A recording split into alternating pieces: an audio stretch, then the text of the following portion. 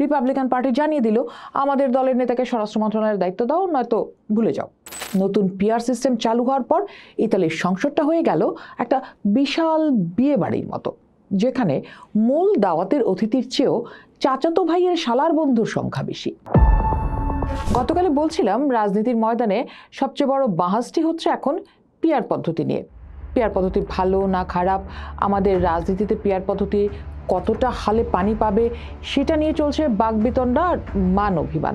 নির্বাচন আর সংবিধান বিশেষজ্ঞদের অনেকেরই মত, দীর্ঘ সময়ে আমরা যে ফার্স্ট পাস্ট দ্য পোস্ট অর্থাৎ এফপিটিপি ফর্মুলায় অভ্যস্ত ছিলাম, সেখানেই আমাদের স্বজনপ্রীতি আর দলীয়করণের মাত্রা ছাড়িয়ে গিয়েছিল। বারবারই ফিরে এসেছিল স্বৈরাচারের রাজনীতি। এই যে রাজনৈতিক দলগুলোর স্বৈরাচারী ভূমিকায় অবতীর্ণ হওয়ার রাস্তা বন্ধ করতে যে পিআর পদ্ধতির আলাপটি তোলা হয়েছে, সেটা কতদূর যেতে পারে তার সম্ভাবনা নিয়েই আজ আলাপ করতে চাই। যদিও গতকালকের ভিডিওতে আমরা বলছিলাম যে পিআর মানে কি প্রপোর্শনাল রিপ্রেজেন্টেশন নাকি পাবলিক রিলেশন, তখন আমাদের সেই ভিডিওতে একজন বেশ মজা করে বলেছেন যে পিআর নয়, এটি আসলে ভিআর হওয়া উচিত, অর্থাৎ ভোটার রিপ্রেজেন্টেশন। যাই হোক, সেই পিআর আলাপটিতে যেতে চাই যে পৃথিবীর কোথায় কোথায় কোন কোন দেশে এই পিআর পদ্ধতিটি রয়েছে এবং সেখানে তাদের কি কি অভিজ্ঞতার ভেতর দিয়ে যেতে হয়েছে। আনুপাতিক প্রতিনিধিত্ব বা পিআর হচ্ছে নির্বাচনী ব্যবস্থার এমন একটি পদ্ধতি যেখানে আসন বণ্টন হয় প্রতিটি রাজনৈতিক দলের প্রাপ্ত ভোটের আনুপাতিক হারে। যদি কোনো দল মোট 10% ভোট পায়, তাহলে সেই দল সংসদের 10% বা 30টি আসন পাবে আমাদের দেশের নিয়মে। 1776 সালে আমেরিকান বিপ্লবের সময় দেশের রাষ্ট্রপতি জন অ্যাডামস তার থটস অন গভর্নমেন্ট লেখায় প্রথম আনুপাতিকতার প্রস্তাবনাগুলো দিয়েছিলেন। তবে আধুনিক বিশ্বে সর্বপ্রথম 1899 সালে বেলজিয়াম এর প্র্যাকটিস শুরু করে। বর্তমান বিশ্বের প্রায় 170টি গণতান্ত্রিক রাষ্ট্রের 91টিতে কোনো না কোনো ফর্মের পিআর পদ্ধতি চালু রয়েছে। উন্নত বিশ্বের দেশগুলোর মধ্যেই এর চর্চা বেশি দেখা যায়, তবে অনেক দেশ পিআর পদ্ধতি শুরু করেও সেখান থেকে বের হয়ে আসতে বাধ্য হয়েছে। সেরকম একটি দেশের অভিজ্ঞতাই আজ আলাপ করব। আশা করছি অন্যান্য দেশের কথাও একসময় আলাপে আসবে। গল্পটা দ্বিতীয় বিশ্বযুদ্ধের পরকার। ইতালি তখন সবেমাত্র মুসোলিনির ফেসিবাদ থেকে মুক্তি পেয়েছে। দেশের মানুষ সিদ্ধান্ত নিল এমন এক গণতন্ত্র বানাতে হবে যেখানে আর কোনোদিন একজন স্বৈরাচারী মাথা তুলে দাঁড়াতে না পারে। সবার কথা শোনা হবে, প্রত্যেকটা ভোটের দাম থাকবে। আইডিয়া দারুণ না? জি, অবশ্যই আইডিয়া দারুণ, কিন্তু এরপর কি ঘটলো সেটাই জানাই। সমাধান হিসেবে তারা বেছে নিল একেবারে খাঁটি নির্ভেজাল প্রপোর্শনাল রিপ্রেজেন্টেশন বা পিআর সিস্টেম। তাদের যুক্তি ছিল যে দল যত শতাংশ ভোট পাবে ঠিক তত শতাংশ আসন সংসদে পাবে। একদম ফেয়ার অ্যান্ড লাভলি, কোনো দলের প্রতি কোনো অবিচার হবে না। কিন্তু এই অতি ভালো হতে যাওয়ার মধ্যেই যে একটা টাইম বোমা লুকিয়েছিল তা কে জানত।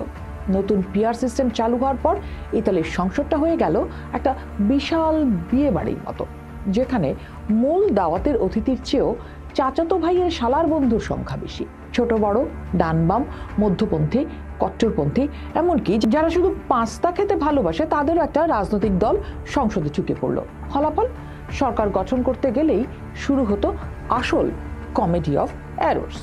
ধরুন, সবচেয়ে বড় দল খ্রিস্টান ডেমোক্রেটরা সরকার বানাতে চায়। তাদের আসন আছে 40%। সংখ্যাগরিষ্ঠতার জন্য তাদের দরকার আরো 11%। এখন তারা ছোট ছোট দলের কাছে ধর্ণা দেওয়া শুরু করলো।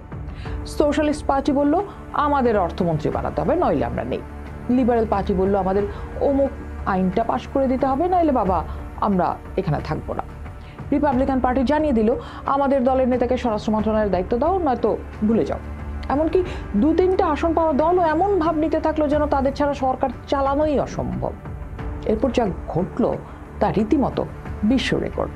সরকার গঠন করাটা হয়ে গেল একটা মিউজিক্যাল চেয়ার খেলার মতো।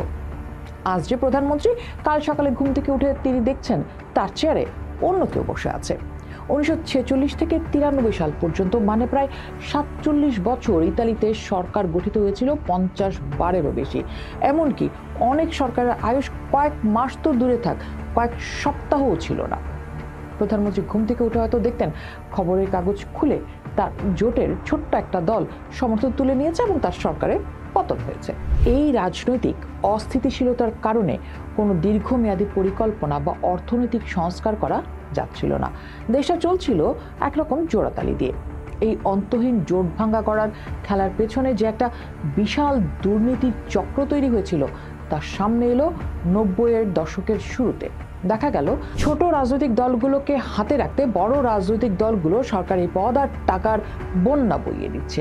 পুরো সিস্টেমটাই একটা তুমি আমাকে মন্ত্রী বানাও আমি তোমাকে সুবিধা দেব মডেলে চলছিল। ইতালির মানুষ তখন বুঝলো সবার কথা শুনতে গিয়ে দেশটার কথাই কেউ শুনছে না। অবশেষে 93 সালে ইতালির জনগণ গণভোটের মাধ্যমে এই পিআর সিস্টেমকে প্রায় বাতিল করে দেয়। তারা একটি মিশ্র ব্যবস্থার দিকে ঝুঁকে পড়ে, যেখানে বেশিরভাগ আসনই আমাদের দেশের মতো ফার্স্ট পাস্ট দ্য পোস্ট পদ্ধতিতে নির্বাচনের ব্যবস্থা করা হয়। উদ্দেশ্য ছিল একটাই, সংসদে স্থিতিশীলতা আনা। ইতালির এই ক্লাসিক ফ্লপ শো পিআর সিস্টেমের জন্য একটা জীবন্ত সতর্কীকরণ বিজ্ঞপ্তি। এটি দেখায় যে গণতন্ত্রে সবাইকে প্রতিনিধিত্বের সুযোগ দেওয়াটা মহৎ হলেও সেই সুযোগ যদি দেশকে অচল করে দেয় তবে তা উপকারের চেয়ে অপকারী বেশি করে। গণতন্ত্রের দাওয়াতে সবাইকে ডাকতে গিয়ে যদি মূল ভোজটাই পণ্ড হয়ে যায় তাহলে সেই দাওয়াতের আর দাম কি? আলাপটা তুলে দিলাম, সামনের দিনে অন্যান্য দেশের অভিজ্ঞতা নিয়েও আলাপ হবে, তারপর নিশ্চয়ই ভেবে দেখা যাবে কি ভালো মনে হয়। পোস্ট দেখুন, ভাবুন, করুন, পোস্টের সাথেই থাকুন।